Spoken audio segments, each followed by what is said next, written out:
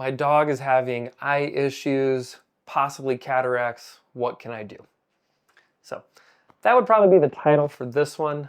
Today's listener submitted question is, my dog is getting cataracts or cat or suspected cataracts, and what can I do? What are my options? That was the listener submitted question. So here we go. So very common question. We will get this a lot. My answer has changed from a few years ago to now. And then per usual, everybody will have their own opinions based on their experience and what they've seen work and not. So there's always that. So back to the question. Cloudiness in the eyes varies quite a bit in patients. Just because they have cloudiness in the eyes does not mean there is a cataract.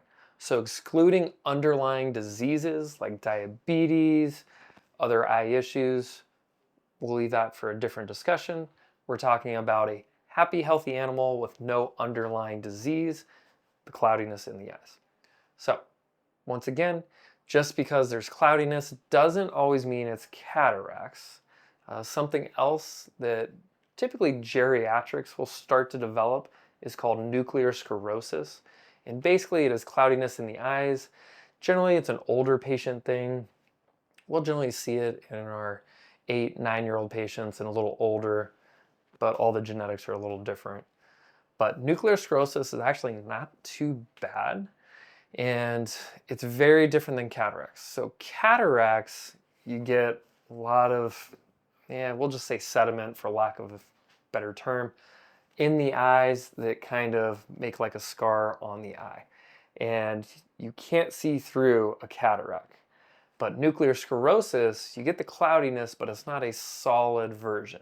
And there's different versions of cataracts from immature to mature.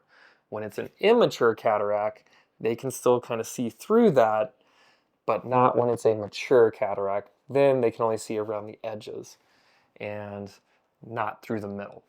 So generally clients will start picking up on some of these clinical symptoms in low light timeframes.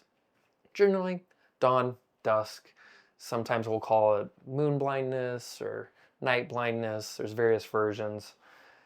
You get the general concept. But nuclear sclerosis, they get the cloudiness, but they can actually still see through it. And one of the ways that we'll do to kind of try and help us differentiate it is we'll use a light, and if we can see what's called the tapetum lucidum, so think of a deer in the headlights, you see them, they get that reflective glow, raccoons do it, dogs do it, cats do it. If you get a light on them, there's some kind of reflectiveness.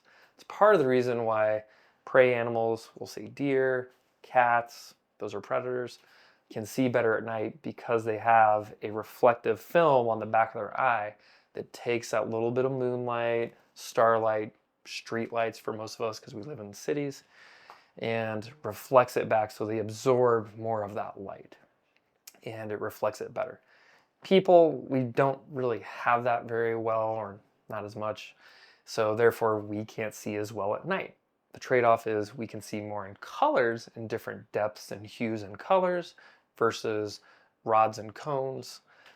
Dogs tend to have more rods where they can see more in black and white in different depths. Humans tend to have more cones, more colors.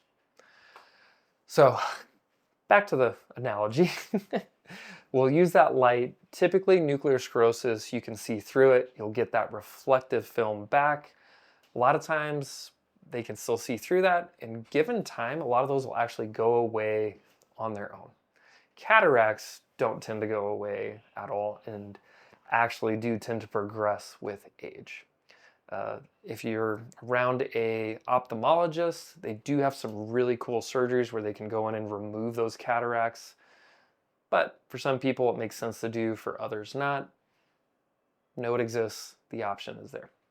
So short of surgeries and specialist type things, there is a product called OcuGlow, and it's been around for a few years. I've been watching a little bit. Different ophthalmologists that I've reached out to and colleagues, manufacturer is always a little biased, but the main thing is they do believe it helps slow down the progression of cataracts depending on the cause. Like I said, it's not going to treat diabetes, but we're trying to slow down the cause or progression of the cataracts. I would word it more as like an eye supplement than a treatment, so that's a little different. I haven't been using it very long, so I don't have a lot of personal experience, but I have talked to a couple different eye specialists that do use it a lot for different situations and different things. And some of the manufacturers' claims, at least from some of the reps and the colleagues and other doctors that they had spoken to, did feel it helps slow down the progression of cataracts. So that is something that we kind of offer now that before I didn't really used to have a good alternative or even something to try and help. So that's an option. And ultimately, that's kind of the best I got on that one. There might be some newer things coming out in the next few years or something I'm unaware of. But OcuGlow has kind of been the main eye supplement that has some claims to slow down the progression of eye issues. Thanks again, guys. Appreciate all the support and appreciate all your likes and subscribing. Thank you. That helps us keep going. Thanks again.